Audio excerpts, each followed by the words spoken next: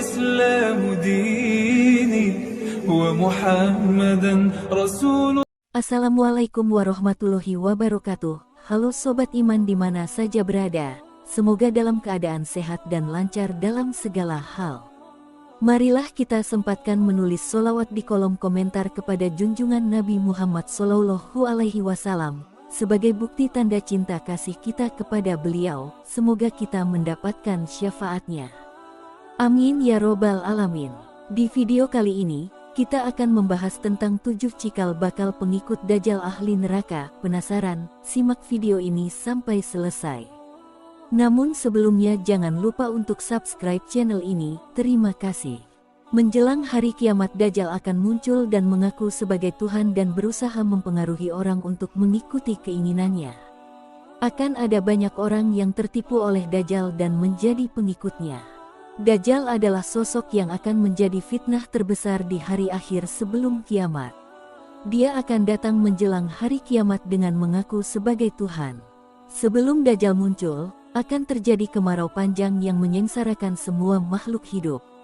Ketika Dajjal datang, dia akan menurunkan hujan, membuat bumi menjadi subur. Tidak hanya itu, Dajjal juga dapat menghidupkan orang yang sudah mati. Dalam hadis yang diriwayatkan oleh Abu Hurairah, Nabi Muhammad Sallallahu Alaihi Wasallam bersabda, Dajjal akan mempunyai kekuasaan atas langit dan bumi, dan akan menawarkan surga dan neraka kepada orang-orang. Banyak orang akan terpukau oleh setiap kemampuan yang ditunjukkan oleh Dajjal. Orang-orang tersebut bahkan akan menjadi pengikutnya dan menganggap Dajjal sebagai Tuhan. Dengan mengetahui siapa saja pengikut Dajjal si ahli neraka, paling tidak umat manusia bisa menyiapkan kewaspadaan sejak dini untuk tidak menjadi bagian dari pengikutnya. Dalam buku Al-Mawsu'ah fi Al-Fitan wa Al-Malahim wa Ashrati As-Sa'ah 2006, Dr. Muhammad Ahmad Al-Mubayyad berdasarkan Nash yang ada 7 golongan pengikut Dajjal di akhir zaman. Pertama, orang-orang Yahudi. Terkait hal ini yakni sejarah Yahudi, Anas bin Malik meriwayatkan bahwa Rasulullah Shallallahu Alaihi Wasallam bersabda bahwa kelak Dajjal ahli neraka akan diikuti oleh 70.000 orang Yahudi dari Ashbahan, sekarang masuk wilayah Iran, yang memakai baju tebal berjahit. Hadis riwayat Muslim. Hadis ini bukan menunjukkan pembatasan jumlah, namun terkait betapa banyaknya pengikut Dajjal ahli neraka kala itu dan tanda-tanda kiamat. Jika di Ashbahan saja pengikutnya sebanyak itu, apalagi di wilayah-wilayah lainnya. Terlebih, Dajjal diberikan kemampuan luar biasa untuk berkeliling dunia dalam waktu yang super cepat, kecuali Mekah dan Madinah yang dijaga oleh malaikat.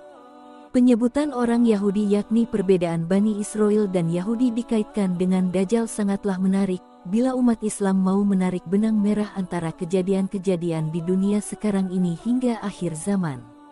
Bahwa kerusakan-kerusakan yang banyak didalangi orang-orang Yahudi sepanjang zaman kelak akan bertemu dengan muara kerusakan yang dibawa Dajjal. Bisa jadi, mereka telah menyiapkan secara matang kedatangan Dajjal. Kedua, kelompok-kelompok menyempal dan Khawarij. Menurut riwayat Ibnu Majah, Nabi bersabda bahwa akan tumbuh pemuda yang fasih baca Al-Quran tapi hanya sampai kerongkongan.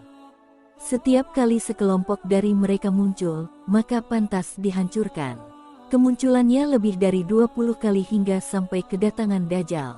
Dari hadis tersebut bisa ditarik kesimpulan bahwa salah satu pengikut Dajjal adalah Khawarij. Khawarij adalah salah satu aliran Islam sempalan yang menelurkan ideologi terorisme. Ciri khas dari paham sesat mereka adalah takfir, mengkafirkan kaum muslimin, dan khuruj, memberontak terhadap pemerintahan Islam.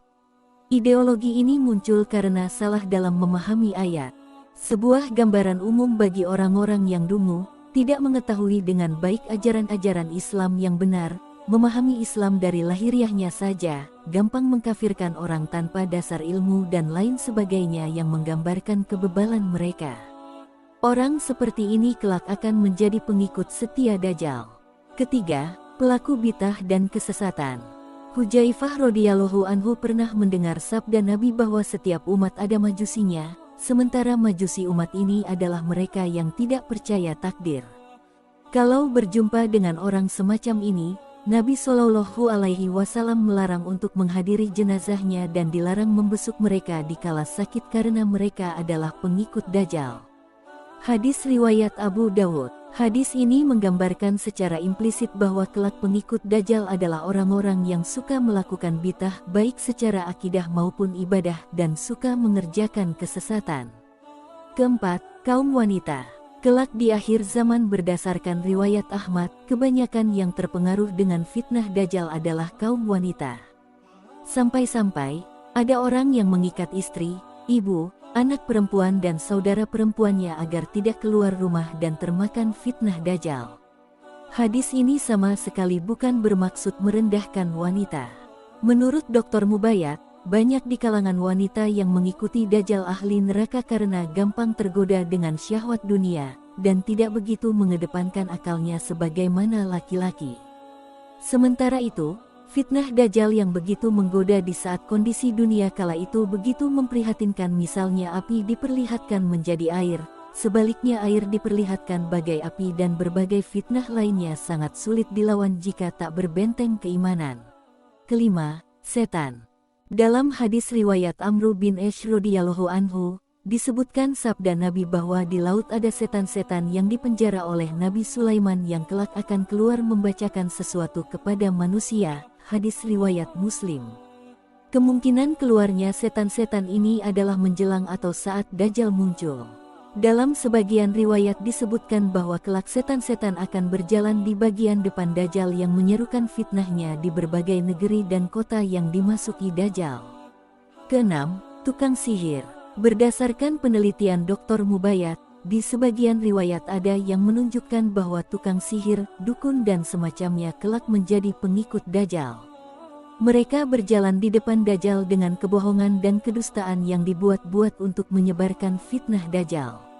Ketujuh, pengikut hawa nafsu. Pengikut Dajjal yang lain adalah mereka yang tahu bahwa Dajjal itu dusta, namun mereka tak kuat bersabar menahan fitnahnya, akibatnya termakan juga. Abu Nuaim meriwayatkan dari Ubaid bin Umar al-Laitsi bahwa ketika Dajjal keluar, salah satu yang mengikutinya adalah orang-orang yang mengetahui bahwa Dajjal adalah kafir tapi mereka tetap ikut karena ingin memakan makanannya serta kebutuhan lainnya. Ketika murka Allah turun, maka mereka juga terkena imbasnya. Dari ketujuh orang pengikut Dajjal, setidaknya umat Islam bisa mewaspadai sejak sekarang dengan tidak latah terhadap orang-orang Yahudi yang konon sekarang menguasai dunia, tidak ikut-ikutan dengan sekte menyimpang seperti Khawarij dan semacamnya, tidak melakukan bid'ah serta kesesatan. Bagi wanita juga mempersiapkan diri dari berbagai fitnah, jangan terlena akan gemerlapnya duniawi, dan bagi orang tua harus memberikan pendidikan agama terutama anak putri dengan baik agar tidak mudah termakan fitnah Dajjal. Demikian juga kita harus menjauhkan diri dari langkah-langkah setan, tukang sihir dan hawa nafsu. Demikianlah 7 cikal bakal pengikut Dajjal yang wajib kita waspadai. Apa tanggapan kalian sob? Silahkan beri komentar. Semoga video kali ini bermanfaat dan menjadi amal jariah untuk kita semua. Amin ya robbal alamin. Akhirul kalam. Wassalamualaikum warahmatullahi wabarakatuh. Sabilud dumu'i sabilun murih tanahada ya sahih.